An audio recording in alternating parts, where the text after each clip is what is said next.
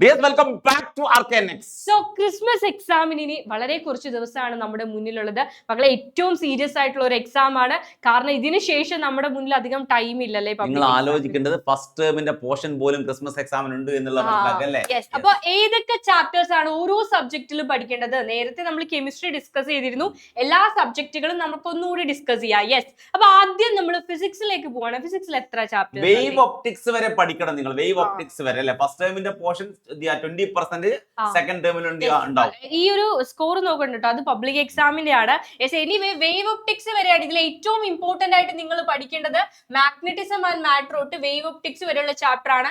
ബാക്കിയുള്ള ചാപ്റ്ററിൽ നിന്ന് ഒരു 20%, അതായത് ഒരു 15 മാർക്കിന്റെ ചോദ്യങ്ങളാണ് നമ്മൾ എക്സ്പെക്ട് ചെയ്യുന്നുള്ളൂ. അപ്പൊ ആദ്യത്തെ 4 ചാപ്റ്ററിൽ നിന്ന് ഒരു 15 മാർക്കിന്റെ ചോദ്യങ്ങൾ മാത്രമേ നമ്മൾ എക്സ്പെക്ട് ചെയ്യുന്നുള്ളൂ. 60 മാർക്കോളം സെക്കൻഡ് ടേമിൽ നിന്നാണ് നമ്മൾ എക്സ്പെക്ട് ചെയ്യുന്നത്. എന്നാൽ പോലും സ്കിപ്പ് ചെയ്ത് പഠിക്കാതിരിക്കുക എന്നുള്ളതാണ്. ഫസ്റ്റ് ടേം കൂടി ഒന്ന് നോക്കിപ്പോയി, എക്സാമിന് ഫസ്റ്റ് ടേം കൂടി നോക്കിയാലേ ഫുൾ മാർക്കിലേക്ക് ഫസ്റ്റ് ടേം നോക്കിയില്ല എന്നുണ്ടെങ്കിൽ സെക്കൻഡ് ടേമിലെ എല്ലാ ചാപ്റ്റേഴ്സും നിങ്ങൾക്ക് ഒന്നുപോലും തെറ്റാതെ അറിവ് ഉണ്ടായിരിക്കണം. കാരണം ഏകദേശം ഒരു 60-59 മാർക്കിന് സെക്കൻഡ് ടേമിൽ നിന്ന് വരത്തുള്ളൂ. ചോയ്സ് മാർക്ക് വരുന്നത് സെക്കൻഡ് ഫസ്റ്റ് ടേം ഒന്നായിരിക്കും. Okay, ready.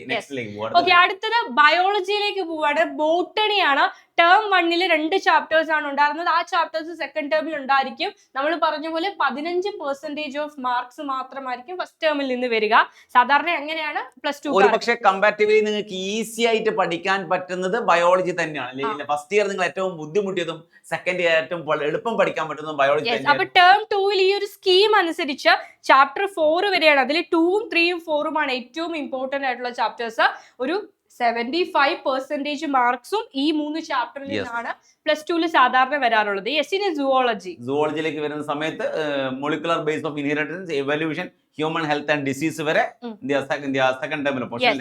ഫസ്റ്റ് ടേമിലെ ചാപ്റ്റേഴ്സും എക്സാമിന് ഉണ്ടായിരിക്കും. പക്ഷെ നമ്മൾ പറഞ്ഞതുപോലെ തന്നെ വെയിറ്റേജ് കുറവായിരിക്കും. 15 to 20% ആയിരിക്കും വെയിറ്റേജ്. അടുത്തത് മാത്തമാറ്റിക്സ്. ഏറ്റവും കുട്ടികൾക്ക് ടഫ് ആയിട്ട് +2 ഫീൽ ചെയ്യുന്ന ഒരു ചാപ്റ്റർ ആണ്. ഈ വർഷം ഏറ്റവും കൂടുതൽ കോണ്ടന്റ് പഠിക്കാനുള്ളത് മാത്തമാറ്റിക്സിൽ തന്നെയാണ്.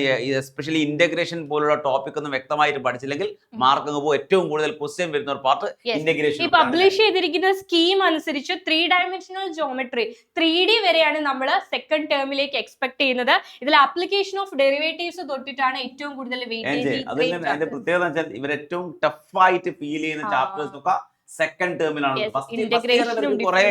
റിലാക്സേഷൻ ഉണ്ടായിരുന്നു. മെട്രിക്സ്, ഡിറ്റർമിനൻസ് ഒക്കെ, ഇൻവേഴ്സ് ട്രിഗണോമെട്രി, റിലേഷൻ ഫംഗ്ഷൻ, ഇതൊക്കെ ചെറിയ ചാപ്റ്റേഴ്സ് ആണെങ്കിൽ സെക്കൻഡ് ഇയർക്ക് വരുന്ന സമയത്ത് ടഫായുള്ള കുറെ ചാപ്റ്റേഴ്സ് ആണ്. അപ്പൊ എന്തായാലും ഈ ചാപ്റ്റേഴ്സും എക്സാമിനുണ്ട്.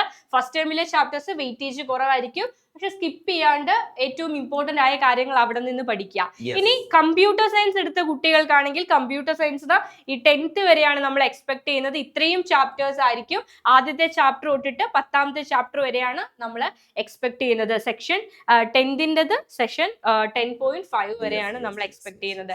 ഇനി കെമിസ്ട്രിയിൽ നിന്നും എങ്ങനെയാണ് ചോദ്യങ്ങൾ വരെ, ഏത് ചാപ്റ്റർ വരെയാണ്?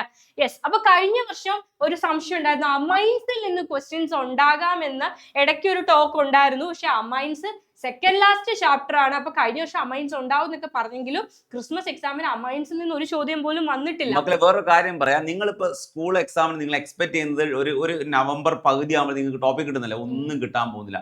ഡിസംബർ ഫസ്റ്റ് വീക്ക് പോലും ചിലപ്പോൾ ഡിസംബർ എക്സാമിന്റെ ടോപ്പിക് എന്താണെന്ന് അവർ പറഞ്ഞു തരില്ല. കഴിഞ്ഞ തവണ ക്രിസ്മസ് എക്സാമിന്റെ ടൈം ടേബിൾ വന്നത് നവംബർ 28 കൂടിയൊക്കെയാണ്. അപ്പൊ ഒരു 10 ദിവസമേ പിന്നെ കിട്ടത്തുള്ളൂ. അപ്പൊ ടൈം ടേബിളിന് വേണ്ടി വെയിറ്റ് ചെയ്തത് മുന്നേ തന്നെ നമ്മളൊരു ടൈം ടേബിൾ നിങ്ങൾക്ക് നൽകിയിരുന്നു കഴിഞ്ഞ വർഷത്തെ. അത് ഫോളോ ചെയ്യുക. Anyway aldehydes, ketones and carboxylic acid വരെയാണ് കഴിഞ്ഞ തവണ ചോദിച്ചത്. അതിൽ ഏറ്റവും വെയിറ്റേജ് വന്ന ചാപ്റ്റർ കോർഡിനേഷൻ കോമ്പൗണ്ട്സ് ആയിരുന്നു. 21 മാർക്ക് അല്ല, 21 മാർക്കിന്റെ ക്വസ്റ്റൻ ആണ് കോർഡിനേഷൻ.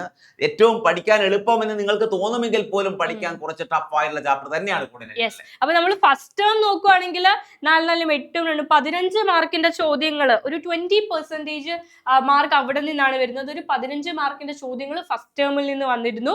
ബാക്കിയുള്ള ചോദ്യങ്ങൾ വന്നിരുന്നത് സെക്കൻഡ് ടേമിൽ നിന്നാണ്. ആകെ ഒരു ചോയ്സ് ഉൾപ്പെടെ 75-78 മാർക്കിനായിരിക്കും വരിക. ഏകദേശം നിങ്ങൾക്ക് സെക്കൻഡ് ടേം പഠിച്ചാൽ ഫുൾ മാർക്ക് കിട്ടും വെച്ചാൽ ഫുൾ മാർക്ക് കിട്ടും. പക്ഷെ അതൊരു പഠിത്തം തന്നെ ആയിരിക്കണം, വെറുതെ പഠിച്ചാൽ പോരാ. അങ്ങനെ പെനിട്രേറ്റ് ചെയ്ത് ഒരു പോയിന്റ് പോലും വിടാതെ പഠിച്ചാൽ സെക്കൻഡ് ടേം പഠിച്ചാൽ ഫുൾ മാർക്ക് 60 മാർക്കിനുള്ളത് വന്നിട്ടുണ്ട് സെക്കൻഡ് ടേമിൽ നിന്ന്. പക്ഷെ ഓർഗാനിക്കിന്റെ ചാപ്റ്റേഴ്സ് ഒക്കെയാണ് സെക്കൻഡ് ടേമിൽ വരുന്നത്. അതുകൊണ്ട് തന്നെ മാർക്ക് നഷ്ടപ്പെടാനുള്ള സാധ്യത അവിടെ കുറച്ച് കൂടുതലായതുകൊണ്ട് അതിൽ കൈനറ്റിക്സിൽ നിന്നൊക്കെ കഴിഞ്ഞ തവണ 2 മാർക്കിന് മാത്രമാണ് ചോദ്യം ചോദിച്ചത്. അപ്പൊ അത് വെയിറ്റേജ് മനസ്സിലാക്കി പഠിക്കുക എന്നുള്ളത് ഇമ്പോർട്ടന്റ് ആ. ചില ചാപ്റ്റേഴ്സിൽ ഫസ്റ്റ് ടേമിലെ ചില ചാപ്റ്റേഴ്സിൽ നിന്നൊക്കെ വളരെ കുറച്ച് മാർക്കിനാണ് ചോദിച്ചത്. എന്നാൽ പോലും പബ്ലിക് എക്സാം ഓറിയന്റ് ചെയ്തുകൊണ്ട് എല്ലാ ചാപ്റ്ററും ഒരേ ഇമ്പോർട്ടൻസോടുകൂടി വ്യക്തമായ പ്ലാൻ ഉണ്ടാക്കി പഠിക്കുക. എനിക്ക് മാർക്ക് കിട്ടണമെന്ന തോന്നലോടുകൂടി പഠിക്കുക, അല്ലെ എനർജിയോടുകൂടി പഠിക്കുക. Okay, ready? അപ്പോ